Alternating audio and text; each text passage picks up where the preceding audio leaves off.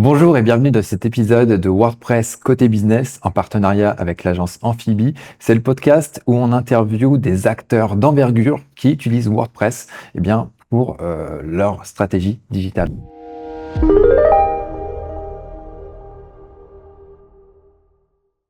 Aujourd'hui, j'ai le plaisir de recevoir Melissa Move, qui est responsable e-commerce chez BigMat, donc grosse enseigne de bricolage et de matériaux. Et donc, bienvenue Melissa dans le podcast. Merci, bonjour. Voilà. Et donc, aujourd'hui, on va parler de BigMat parce que BigMat est sous WordPress, donc grosse référence sous WordPress. Et donc, il y a plein de défis, plein de challenges qui sont à venir. Donc, alors, ce qu'il faut savoir, c'est que BigMat a une particularité, c'est que c'est une grande enseigne, mais qui a un réseau, mais qui n'est pas un réseau de franchisés. Et donc, peut-être on peut commencer par ça, par une présentation un petit peu de la structure, pour que ceux qui nous écoutent puissent comprendre un petit peu. J'imagine qu'ils ont forcément passé devant cette enseigne-là à un moment donné. Donc ça leur permettra d'avoir un petit peu plus de contexte sur l'enseigne. Exactement. BigMat, du coup, c'est un réseau coopératif avec plus de 334 points de vente qui sont détenus par 90 adhérents. D'accord. Et qui sont complètement indépendants. Aujourd'hui, c'est un réseau qui est historiquement adressé aux pros. Et on est en train, petit à petit, d'aller chercher la cible du particulier. Il faut savoir que 85% de notre chiffre d'affaires est fait par le client professionnel, donc tout ce qui est artisan, maître d'œuvre. Aujourd'hui, le particulier, on a une opportunité au niveau du marché de la rénovation, notamment sur tout ce qui est rénovation énergétique et rénovation d'appartements. Faut savoir que le marché de la construction fait une baisse de moins 20%. Donc on essaye d'aller chercher du business, bancaires qui sont exactement. Et puis les promoteurs qui construisent moins. Donc on essaye vraiment d'aller capitaliser aussi, d'aller cibler d'autres consommateurs pour pouvoir nous développer sur le marché. Donc voilà, une cible historiquement pro avec un petit peu de particulier. Et donc l'idée, c'est de faire grossir, on va dire, ce gâteau particulier et d'arriver à... Sans lésigner la partie professionnelle qui est complètement sur la lancée. Continuer d'accompagner les professionnels. On a un réseau qui se veut humain. Donc les professionnels viennent chez nous parce que il y a ce contact et cet accompagnement, ce conseil. On pourrait même dire que les artisans qui viennent chez nous sont amis avec leurs commerciaux. Enfin, ils ne parlent pas que de travail. Ouais. Et c'est ça aussi qui fait toute la force de BigMat. Ok. Et c'est vrai que moi personnellement, je suis déjà allé dans l'enseigne. On voit qu'il y a effectivement des conseillers pour une cuisine ou même d'autres types de matériaux. Et c'est vrai que pour moi, BigMat, c'est une enseigne qui veut dire un peu plus premium en termes de qualité de matériaux comparé à d'autres. Donc, effectivement, si ça peut être intéressant après d'élargir ça et d'aller toucher une audience qui cherche avoir des bons matériaux, etc., avoir quelque chose de qualité, c'est parfait. Exactement. Et le fait de digitaliser BigMat, c'est pas de remettre en cause justement tout l'historique et toute cette pratique qu'on a en magasin. On veut pas bouleverser les habitudes, mais on veut simplement accompagner aussi et simplifier le parcours client. Un pro continuera d'aller en magasin, continuera d'avoir son commercial au téléphone. Bien sûr. Mais si par exemple il a besoin de consulter des documents type facture, devis, commande, il pourra le faire directement en ligne sur bigmat.fr. On peut peut-être parler déjà de l'existant, de voir où en est BigMat aujourd'hui, et puis après on va peut-être essayer de voir vers quoi ça se dirige pour justement atteindre cet objectif de toucher plus de particuliers et d'augmenter, on va dire, le volume de commandes particuliers. Alors aujourd'hui, on a le site bigmat.fr qui est en ligne. C'est un site historique qui doit avoir peut-être à peu près 4 ans. C'est un site qui n'est pas du tout transactionnel, qui permet de pousser 30 000 références dans son catalogue et d'adresser ces références à n'importe quel BigMat en France. Sous forme de demande de devis. Donc le client se connecte sur le site, navigue sur les pages, ajoute ses produits, fait une demande de devis. Nous, à partir de là, on n'a pas de traçabilité sur ce qui va se passer en point de vente et les produits ne sont pas associés au stock de nos magasins. D'accord. Ce qui peut générer beaucoup de frustration au niveau du client. Exemple, je suis client, je passe une commande un dimanche, enfin, je fais une demande de devis le dimanche, j'aurais pu aller vers une autre enseigne, le lundi, le magasin le point de vente me recontacte et me dit, en fait, je suis désolée, j'ai pas les produits. Donc, il y a vraiment cette frustration du côté de l'utilisateur et cette frustration du côté de l'adhérent qui ne peut pas répondre à la demande du client. Donc, on est en train de passer d'un site qui n'est pas transactionnel, mais qui permet quand même de générer du business avec du devis. Généralement, on trouve des références complémentaires. Voilà, il y a quand même le côté humain et contact qui est très important. Et donc, on passe de cette solution-là à une solution transactionnelle qui va permettre d'aller chercher directement les produits dans le RP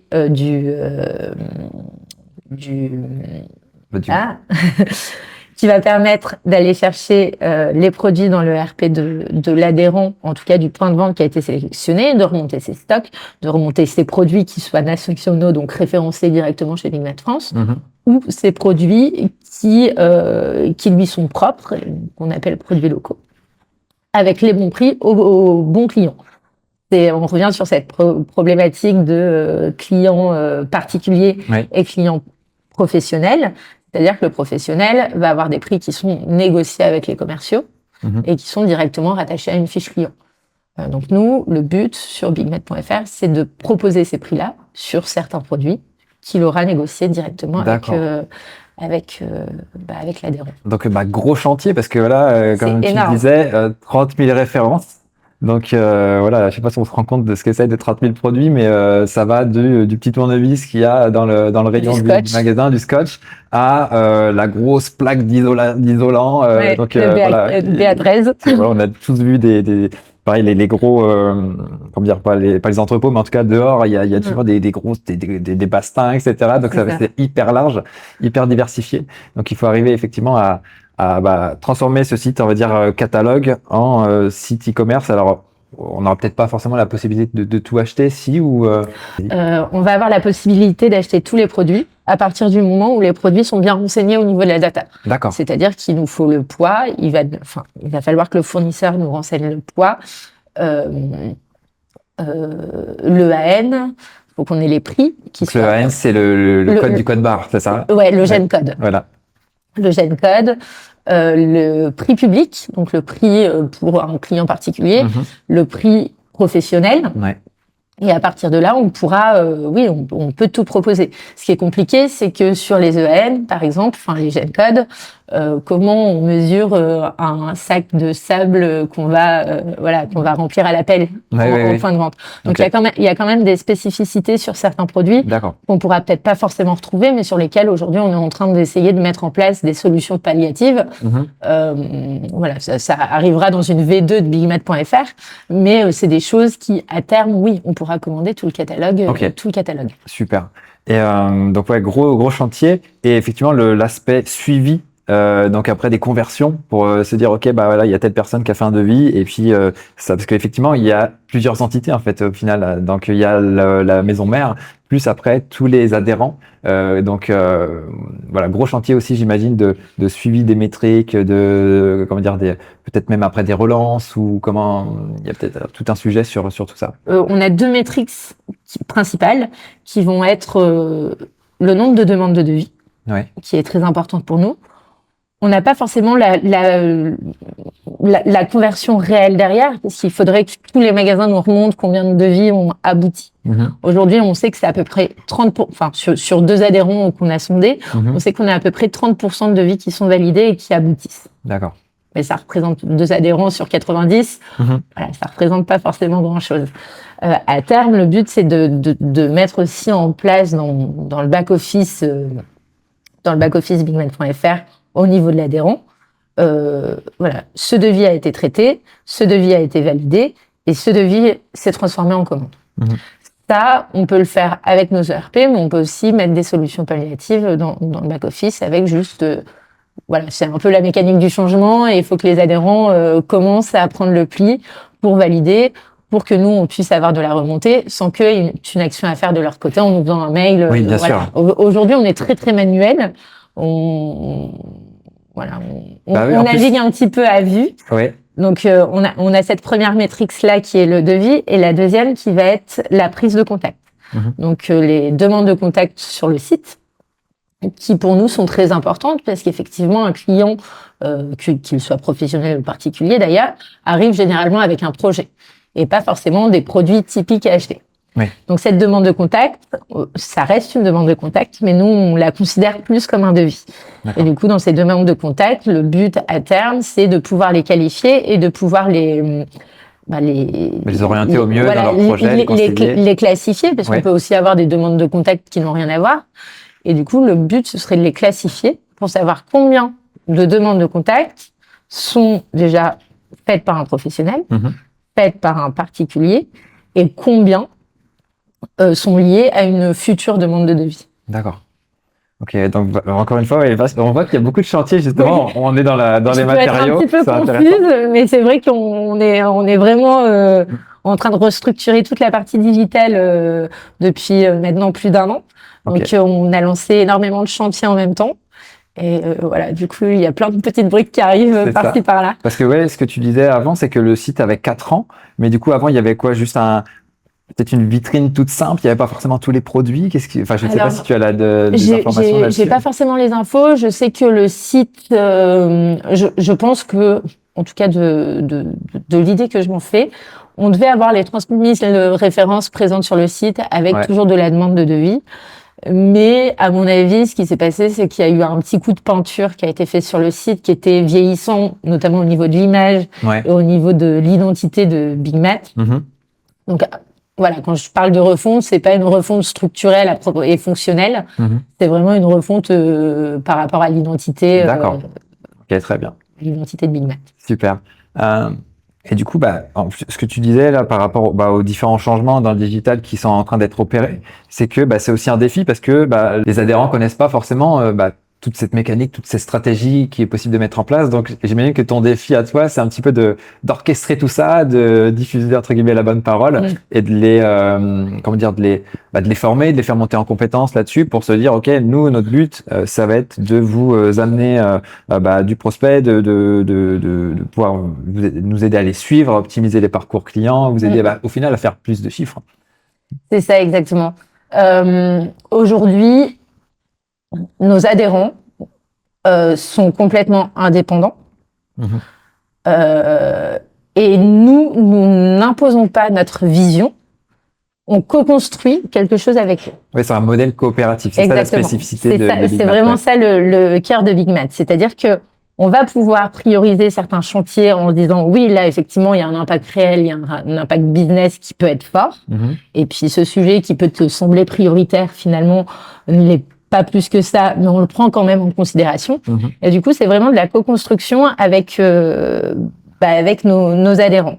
On a des adhérents qui sont très axés pour du digital, et il y en a d'autres qui ont toujours fait sans et qui ne voient pas forcément l'intérêt. Si ce n'est le phénomène de frustration quand ils ont des demandes de devis qu'ils ne peuvent pas traiter. D'accord, ouais. Aujourd'hui, on a la chance d'avoir un adhérent qui a mis en place de son côté une solution extranet. D'accord. Donc, c'était un site fermé sur lequel ses clients pros pouvaient passer commande parce que justement, nous, on n'était pas en capacité de lui proposer ce service-là. D'accord. Son extranet s'est intégré également dans la brique de bigmat.fr et c'est devenu notre back-office. D'accord. Enfin, ça va devenir notre back-office parce que le projet est en cours de lancement. Notre back-office pour pouvoir faire remonter. Ça va être vraiment une brique qui a été développée en externe qui va permettre de faire remonter tout ce qui est produit, prix. On va dire un connecteur API entre le RP du point de vente et le site. Ok, super.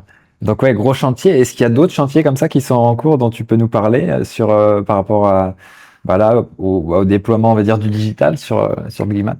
Alors oui, on a des objectifs assez importants en termes de raccordement e-commerce de nos points de vente. Là, ça va vraiment être l'adhérent pilote. On va lancer 6 pilotes sur l'année 2025 pour avoir un très gros déploiement sur l'année 2026 avec à peu près on s'est ciblé 45 points de vente à déployer. Et ce qui va être très, très important, en tout cas, c'est de ne pas perdre les adhérents et de les accompagner au mieux. C'est-à-dire qu'on va déjà les déployer en fonction de leur niveau de maturité sur tout ce qui est problématique de data. Est-ce que vos data sont claires? Est-ce qu'elles sont à jour? Si oui, on passe à l'étape suivante. Sinon, on va essayer de les accompagner au mieux. Les adhérents qui sont très matures sur le sujet auront moins d'accompagnement parce qu'ils sont déjà plus ou moins autonomes. C'est le cas de notre premier adhérent pilote. Et après, on sait qu'on va reclassifier par groupe les adhérents qui auront besoin de plus d'accompagnement et pour lesquels ça va prendre beaucoup plus longtemps. D'accord, ok. Donc ça va être le gros projet sur les 2 ans, c'est de faire adhérer à la solution e-commerce nos adhérents. D'accord. Et j'imagine que le principal défi, c'est, comme tu le disais, le but, c'est pas d'imposer, mais c'est quand même d'accompagner dans cette évolution-là. Donc, est-ce que tu as un petit peu des retours terrain sur des choses un petit peu qui coincent ou des solutions que vous avez trouvées pour fluidifier un petit peu tout ça? Plusieurs exemples sur le sujet, c'est-à-dire que chaque adhérent va avoir sa vision spécifique, une vision cible d'un site, puisque c'est des indépendants. Sauf qu'en fait, on est censé développer un site avec une cohérence, globale. Ouais. Donc aujourd'hui, on essaye de prendre en compte les besoins, en tout cas de nos adhérents pilotes, ce qui vont nous accompagner aussi dans cette vision métier. Et nous, on va trancher par vote, en tout cas, au niveau des adhérents, est-ce que cette fonctionnalité vous semble vraiment pertinente ou non? D'accord. Et ça va nous permettre de trancher en disant oui, on y va, non, on n'y va pas. C'est un peu comme un syndic de copropriété. Exactement. Au final, c'est un peu le but de la coopérative. Oui. Chacun a son mot à dire. C'est ça. Bon, là, on le fait avec un petit panel d'adhérents qui sont un petit peu plus matures sur le sujet. Mais voilà, on va le faire au vote. Est-ce qu'on y va? Est-ce qu'on n'y va pas? Avec des comités tous les mois, en tout cas en phase de lancement de projet, où on va présenter étape par étape ce qui a été validé la fois précédente. C'est-à-dire que le but, c'est pas de leur donner une stratégie sur le très long terme, parce que voilà, c'est des gens du terrain. Oui, mais ils ont leur quotidien à gérer. Ils ont leur quotidien, donc c'est un plus. Et nous, faut pas que le digital vienne comme un poids dans le point de vente. Donc, faut vraiment leur fluidifier toute l'expérience. Ils veulent voir des choses très concrètes. Donc, par exemple, là, sur la première partie du développement du futur site bigmat.fr, on a fait un point sur les fonctionnalités qui était primordial à mettre en place. Donc, vous avez vu ça aussi avec eux sur le cahier des charges du site. Ok. Exactement. Derrière, on leur a présenté l'UX du site. Est-ce que, en termes d'UX, ça vous convient? Est-ce que vous trouvez ça joli? Est-ce que vous trouvez ça fonctionnel? Est-ce que vous voyez des choses à rajouter? Est-ce qu'il y a des éléments qui vous font tiquer et pour vous, ça peut vite être un no-go. Donc, on leur fait valider les maquettes et ensuite, une fois que les premières fonctionnalités sont développées, on continue de les solliciter pour leur montrer... Tout au long du projet. Exactement, pour leur montrer que le projet est encore là, qu'il n'est pas abouti, mais qu'on a pris en compte les remarques qu'ils nous avaient faites. Donc, super important de les inclure dans le process pour que ce soit vraiment quelque chose qui soit qui puisse coller avec les retours terrain que eux ont. Exactement. Et plus on va les embarquer dans le process, plus ils vont se sentir impliqués et plus le déploiement sera un succès parce que je ne vais pas dire que c'est moi qui l'ai fait, mais on est un petit peu dans cette notion-là. Ok. Parce qu'effectivement, là, tu me disais 90 adhérents, 334 magasins, j'ai noté. Donc, faire un projet web déjà, même à 4-5, c'est pas évident. Alors là, quand il faut valider avec tout ça, alors du coup, vous avez même peut-être mis une plateforme pour voter pour tout ça ou pour communiquer peut-être avec vos outils internes ou peut-être avec des réunions qui sont faites régulièrement? Non, alors aujourd'hui, on avait 5 adhérents qui étaient moteurs sur. Donc c'est vrai que c'est une portion. On est 90 adhérents autour d'une table, c'est pas envisageable. On a 5 adhérents qui sont très moteurs et qui peuvent prêcher la bonne parole auprès des autres parce que ils ont une petite avance dans le digital. Ils se sont mis sur l'extranet qui avait été développé par un adhérent, donc leur data est propre, on peut l'utiliser, mais on peut les déployer en adhérents pilotes.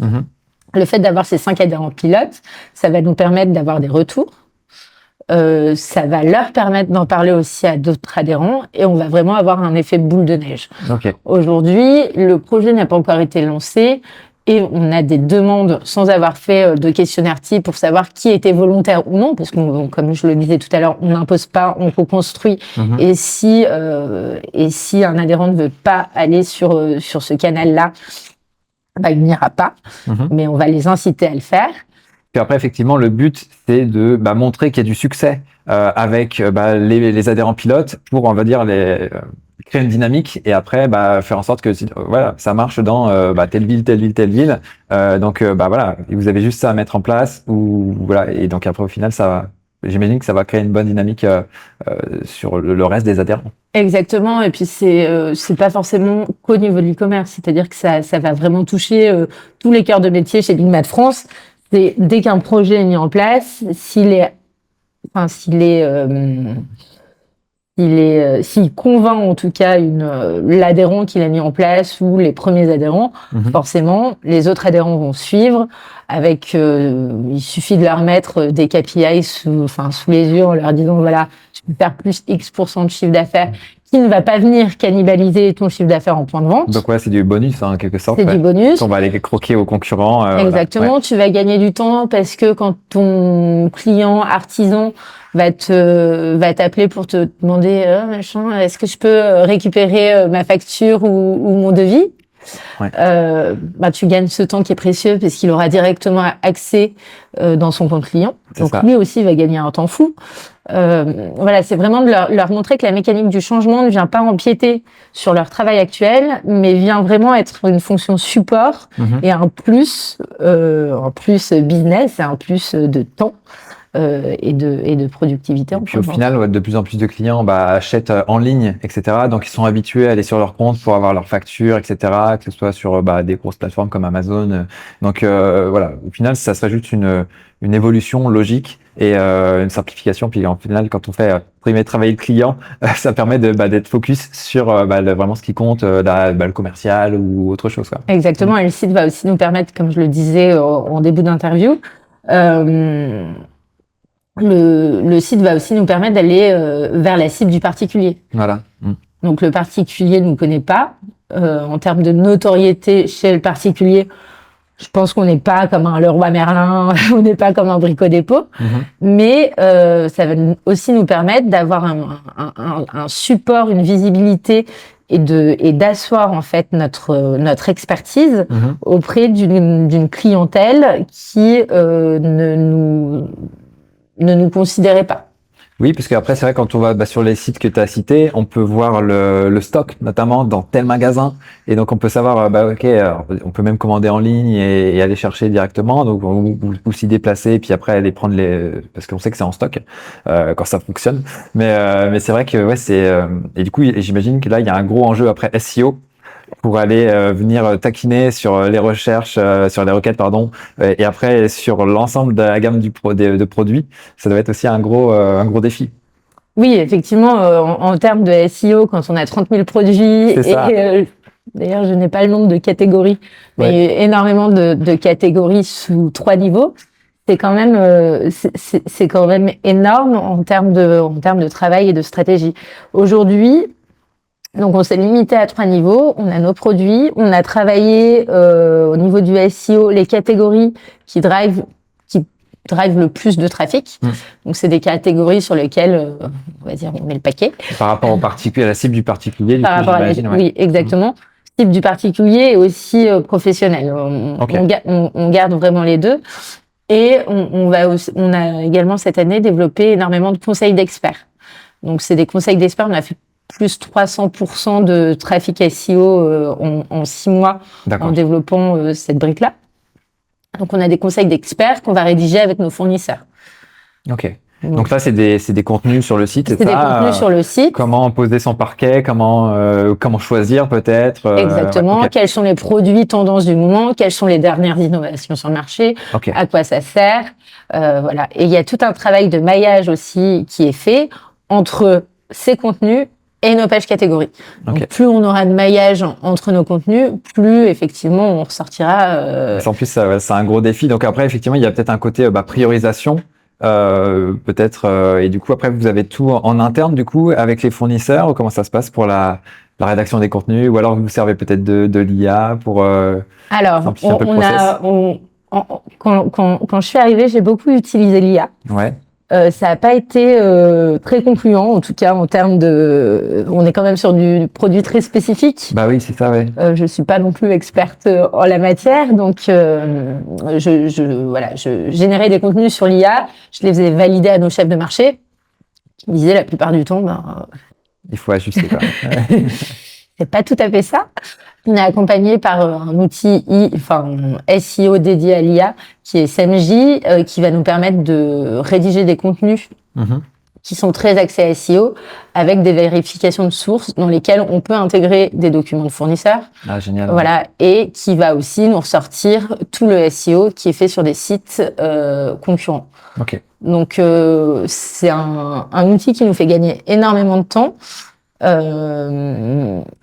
Oui, c'est un outil qui nous fait gagner énormément de temps. Je connais le nom, je savais pas le. Ok, super. Ok, donc gros défi SEO, mais du coup, en parallèle, il y a aussi un autre chantier dont on n'a pas encore beaucoup parlé, c'est la mise en place de ce qu'on appelle le PIM, le Product Information Management, donc la gestion des références produits. Pour pouvoir justement connecter tout ça. Et est-ce que tu peux nous en parler un petit peu de ce chantier-là? Oui, alors sur le chantier du PIM, c'est encore un chantier. Voilà, avec beaucoup de chantiers. C'est un chantier qu'on est en train de mettre en place avec Akeneo. Pour l'instant, on utilise un outil interne qui s'appelle Babi chez nous, qui nous permet d'avoir toutes les références fournisseurs, toutes les références produits, et on vient directement piocher dans cette base-là pour pouvoir afficher nos produits sur le site. C'est une base qui est alimentée manuellement. D'accord. Par fichier Excel, très manuel, qui sont intégrés directement, qui sont édités par nos chefs de marché, qui sont envoyés derrière au gestionnaire de base de données, qui l'intègrent dans notre système Babi. La problématique, c'est qu'on n'a pas de validation, on n'a pas forcément de contenu très marketing derrière. Ça rejoint aussi le SEO, c'est-à-dire qu'en termes de description produit, on n'est peut-être pas forcément les meilleurs sur le marché. Mais du coup, Akeneo va nous permettre justement de rédiger une petite brique IA qui va permettre de reprendre en tout cas tout ce qui est déposé pour pouvoir le remanier avec une validation qui sera faite aussi au niveau du gestionnaire des données. Ok, donc on va dire qu'actuellement il y a un risque d'erreur assez important. Exactement. Et donc l'idée ça va être d'automatiser, de valider un petit peu tout ça pour avoir quelque chose qui soit plus structuré et que dès qu'il y a des nouvelles références, ça puisse être ajouté. Et puis j'imagine que ça puisse après créer les pages, on va dire plus ou moins en automatique sur le site pour et peut-être même catégoriser comme il faut et intégrer ça. Parce qu'après, j'imagine, en plus, pour un site avec autant de références, il y a aussi une question de maillage interne. On t'en parlait aussi tout à l'heure, de mailler les différentes catégories entre elles. Et sur un volume comme ça ne doit pas être évident non plus à gérer, quoi. Non, c'est pas évident. Et du coup, la data, ça va vraiment être l'axe stratégique 2026, 2027, 2028, puisqu'on est quand même sur des gros chantiers. Donc, les références, c'est pas rien. Dans lesquels on va également embarquer nos adhérents, c'est-à-dire leur vision du produit. Peut-être qu'ils ont des mots-clés professionnels, du jargon qui n'est pas le même que le nôtre. On le voit au quotidien, sur une référence de produit. On a deux visions différentes. Les plaques de placo, le BA13, etc. C'est ça. Voilà, j'en sais pas plus. Et du coup, on a recruté un responsable data qui va vraiment venir sur toute cette partie-là, structurer une équipe data pour qu'on puisse avancer au mieux sur le sujet et qu'on puisse proposer de la data produit claire et toutes les autres data aussi. Ok, donc il y a une grosse montée, on va dire, en compétences sur tous ces aspects-là du digital, effectivement. Mais tu peux nous parler un petit peu de l'équipe qui est structurée ou qui est en train de se structurer. Donc, pôle data, marketing, communication, SEO, tu disais aussi. Alors aujourd'hui, donc le SEO, ça va être de mon côté, que je travaille avec une agence où on co-construit la stratégie ensemble, parce qu'effectivement, on n'est pas énormément dans l'équipe. D'accord. Donc on va avoir Thomas qui est directeur marketing, communication et expérience client. On va avoir Nicolas qui va s'occuper de tout le marketing digital et du brand content. On va également avoir une personne sur tous les sujets événements adhérents, donc qui fait aussi partie de notre équipe. Et cette équipe, elle est un petit peu déstructurée aujourd'hui. On est en train de la consolider avec justement l'intégration d'un responsable data, nos 2 gestionnaires de base de données. Du coup, oui, on est 5 dans l'équipe. Dans l'équipe purement e-commerce, on est une équipe très réduite. Ça marche, ok. Du coup, on travaille énormément avec des prestataires externes, notamment les agences qui nous permettent de développer BigMat.fr, qui sont des cas des Kickstarter. Et ça fait beaucoup d'interlocuteurs sur un projet. Si on rajoute l'adhérent, effectivement, c'est des projets sur lesquels on va sonder un petit peu tout le monde. On va regrouper les informations et un projet qui pourrait prendre 3 mois va être multiplié par 3. Oui, donc, parce qu'avec toutes les interactions, ce que tu disais tout à l'heure sur le fait de co-construire avec les adhérents, effectivement. C'est ça. Ok. Et maintenant qu'on a parlé de l'équipe, est-ce qu'on peut parler un petit peu du parcours client, parce que c'est au final tout ce que vous êtes en train de mettre en place sur le site, parce que j'imagine que ça doit être un petit peu différent entre le pro qui va commencer peut-être à se digitaliser aussi, et le particulier qui est peut-être déjà plus habitué à les plateformes e-commerce. Est-ce qu'il y a des choses que vous mettez en place, que vous avez remarqué, ou voilà? Je suis curieux d'entendre un petit peu tes retours là-dessus. Alors sur les parcours, c'était compliqué, notamment en termes d'UX, c'est-à-dire que le pro et le particulier vont pas agir exactement de la même manière et ne vont pas avoir les mêmes, ne veulent pas avoir les mêmes fonctionnalités ou ne peuvent pas avoir les mêmes fonctionnalités en fonction de ce qu'on propose. Dans un premier temps, le prix, j'en parlais tout à l'heure, c'est-à-dire que le prix d'un artisan négocié n'est pas le même qu'un prix public. Donc on veut pas passer à côté des artisans qui pour nous sont quand même le cœur de notre métier et qui représentent 80% de notre chiffre d'affaires. Mais en même temps, on a le particulier, on peut pas lui pousser des prix pro, parce que sinon, en termes de marge, on ne s'en sort plus. Donc, ce qu'on a fait, c'est que vraiment, on va pousser le prix en fonction de la typologie de client. C'est-à-dire que un client professionnel qui n'est pas reconnu dans nos points de vente va pouvoir créer son compte, va pouvoir passer une commande avec des prix publics, mais on va lui mettre un message d'alerte en lui disant: on a envoyé une notification à votre point de vente pour qu'il valide la véracité de l'information. Qui est le numéro SIRET, etc. Exactement. Donc là, on a une vérification manuelle pour l'instant. Et derrière, par contre, le client particulier va avoir un tunnel complètement fluide avec ses prix publics. Dans le tunnel de commande également, on a adapté la partie paiement. Un client professionnel a tendance à payer une facture à 30 jours fin de mois ou selon ses conditions négociées avec son point de vente. Ce qui n'est pas le cas pour le client particulier. Et pareil, là, on va faire remonter les encours du professionnel sur BigMat.fr pour savoir si oui ou non il a le droit au paiement en compte, pour savoir si oui ou non il est référencé dans la base de l'ERP de l'adhérent.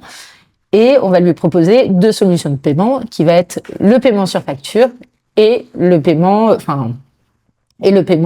par carte bleue si c'est juste pour acheter un scotch. Voilà, c'est ça. Il va acheter son scotch avec sa CB. Tandis que le client particulier aura juste accès au paiement par carte bancaire. Ok, super. Donc effectivement, et du coup, par défaut, c'est plus la vue particulier qui est mise en avant sur le site, où il y a les 2 prix, par exemple, qui sont affichés, et puis une fois qu'on est connecté, il y a peut-être connecté en tant que pro, les prix particuliers disparaissent. Alors, en termes de parcours, on n'affiche ni les prix ni les stocks tant que le point de vente n'est pas choisi. D'accord, ok. Donc, une fois que le point de vente est choisi, là, on va afficher parce que oui, tous nos points de vente n'ont pas les mêmes prix. Ok, d'accord, il y a ça aussi. Oui, ils sont indépendants, donc ils n'ont pas le même catalogue et pas les mêmes prix. On va directement chercher ça dans leurs ERP.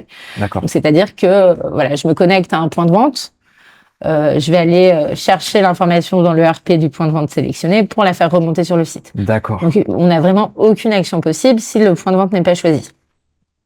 Une fois que le point de vente est sélectionné, là, on peut afficher le prix public du point de vente qui est sélectionné. En revanche, on ne peut pas afficher le prix pro.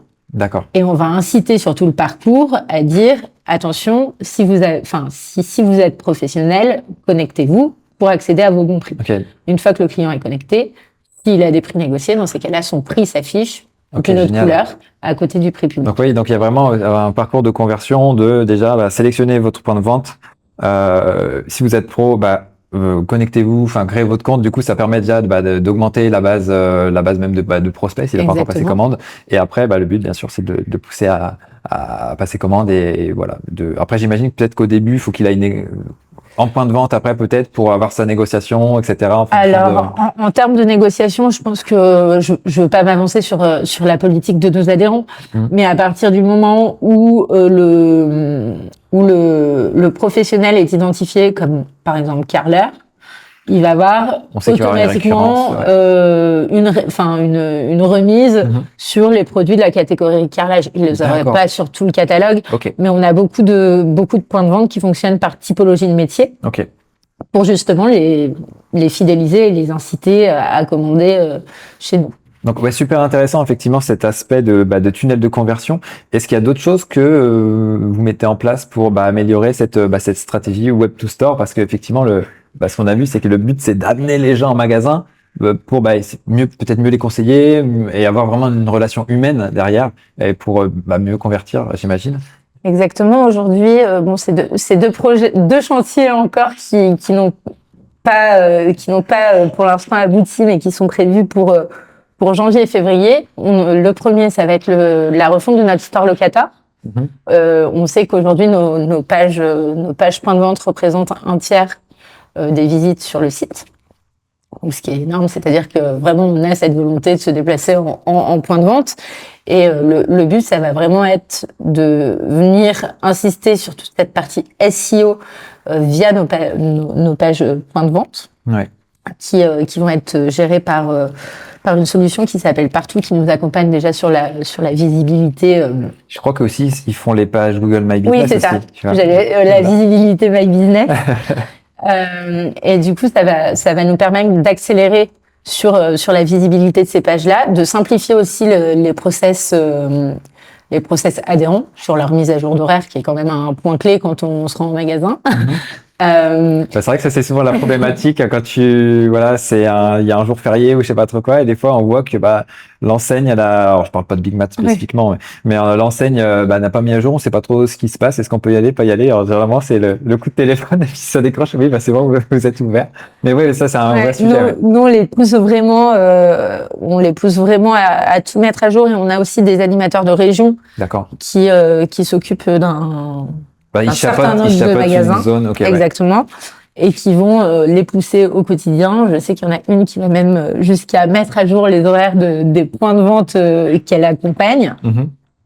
Donc vraiment, on va simplifier ce process en magasin, parce que mettre à jour les horaires sur Partout, plus sur le store locator de bigmat.fr, c'est pas forcément toujours évident pour tous, et c'est pas forcément toujours bien fait. Puis ils ont leur journée, et puis c'est vrai que et comme tu disais, c'est pas forcément des acteurs qui sont familiers du digital. Ils vont pas forcément penser à se dire j'ai mon Google My Business, ou même on peut même parler des avis clients, le fait de générer après des avis après les commandes. On peut peut-être parler de ça un petit peu, c'est pas prévu, mais si tu peux nous dire un petit peu plus là-dessus sur les process, ou est-ce que c'est les adhérents qui gèrent tout ça, ou est-ce que vous leur donnez peut-être des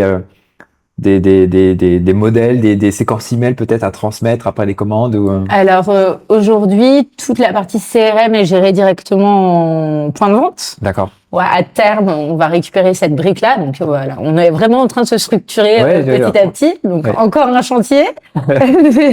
C'est très intéressant. Et aujourd'hui, moi de mon côté, je sais que l'avis Google est très important, et c'est aussi pour ça qu'on va passer sur Partout, parce qu'on va avoir une remontée des avis Google directement sur le store locator, sans avoir mis en place un NPS ou une autre solution qui nous permettrait de les afficher. Là, on récupère uniquement du Google, et puis on le pousse. Et du coup, ces avis-là, on a des magasins qui sont en demande de récolte, où là, j'ai mis en place des petits tutos, on va dire, pour les accompagner en fonction des différentes thématiques ou problématiques qu'ils peuvent rencontrer. Type, comment faire pour récolter des avis Google. Aujourd'hui, au niveau digital, à mon échelle, Big Mat France, j'ai pas forcément la main, mais par contre, vous en magasin, je peux vous aider et vous montrer comment ça fonctionne, ce qu'il faut faire, type insérer le QR code de la page Google dans votre devis, dans votre facture, en bout de comptoir. Voilà, essayer d'inciter à laisser des avis, envoyer des SMS, des campagnes SMS. On a des initiatives locales aussi, donc on a des adhérents qui vont solliciter des petites entreprises locales qui vont leur permettre une récolte d'avis ou un NPS vision réduite, on va dire. Et à terme, effectivement, ce que je me dis, c'est que les adhérents qui vont être sur ces projets-là à leur niveau, ils vont avoir du mal aussi à changer, mais par contre, ils vont connaître la problématique et ce sera aussi facile de les embarquer. C'est-à-dire que peut-être que, par exemple, les CRM, on a beaucoup d'adhérents qui passent avec Brevo. Donc, je trouve être une assez bonne solution.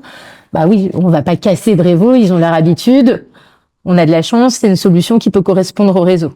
Après, on a d'autres solutions un petit peu plus vision réduite, où au niveau du réseau, l'intégrer, ce serait peut-être pas forcément bénéfique. Pour revenir au store locator, aujourd'hui, donc le trafic sur les pages points de vente, ça va être vraiment un KPI clé que nos points de vente regardent. Et on s'est aperçu qu'on n'est jamais dans le centre des villes. Oui, c'est sûr, vu l'ampleur de... Exactement. On est surtout dans des zones industrielles. Ce store locator va nous permettre de nous positionner sur le nom des villes les plus proches et du coup gagner encore plus en visibilité et driver du trafic à terme en magasin. Quelqu'un qui va vouloir rechercher par exemple, moi je suis de Troyes, ils vont taper Big Mat 3, ils vont pas taper Big Mat Lavo, parce que du coup, pour le coup, il a Lavo. Mais voilà, effectivement, voilà, ça c'est une chose aussi qui me venait à l'esprit avec les avis Google. Alors, je sais pas si c'est quelque chose qui est prévu, mais un truc que je trouverais intéressant, c'est effectivement, alors je sais pas si partout, je connais pas la solution, mais je connais juste de nom, mais ça permet de remonter les avis Google, peut-être de les classer ou pas, ou... Alors, oui. Aujourd'hui, on n'a pas assez d'avis Google pour pouvoir tous les afficher.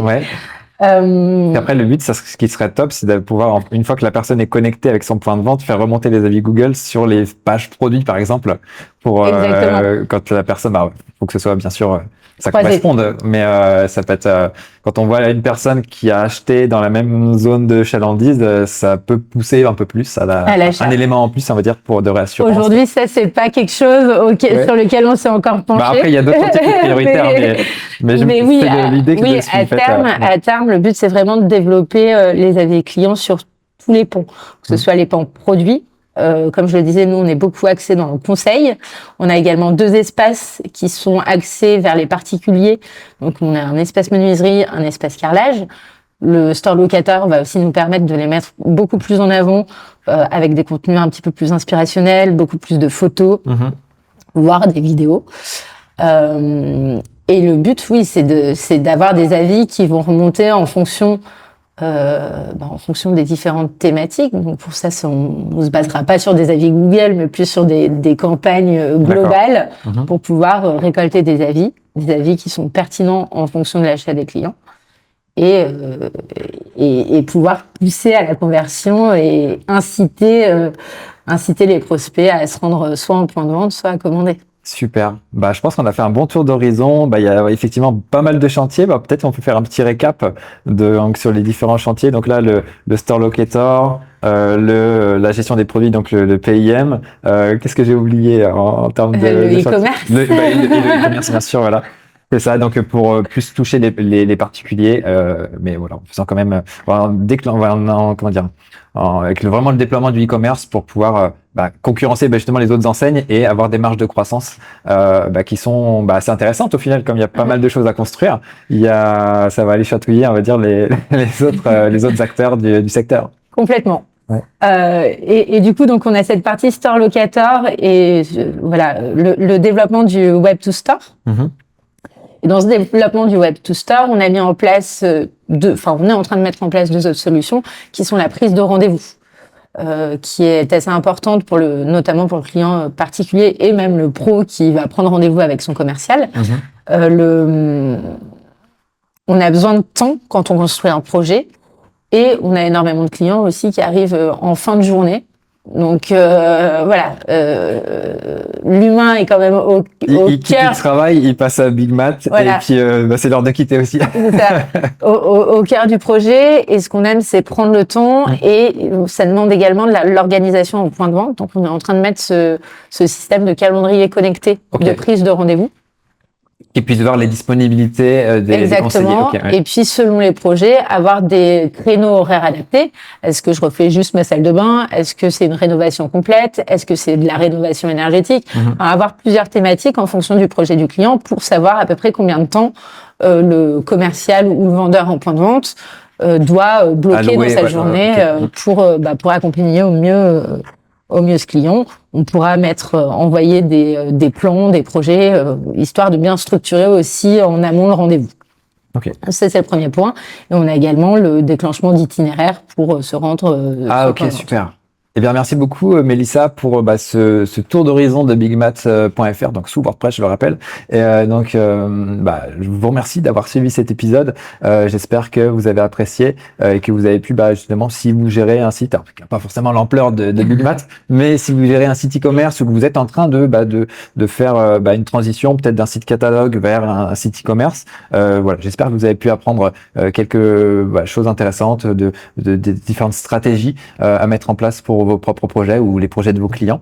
Et donc, merci d'avoir encore une fois suivi cet épisode. Dites-moi ce que vous en avez pensé en commentaire juste en dessous. Et bien sûr, abonnez-vous à la chaîne pour recevoir les futurs épisodes. Et sur ce, je vous dis à bientôt. Ciao.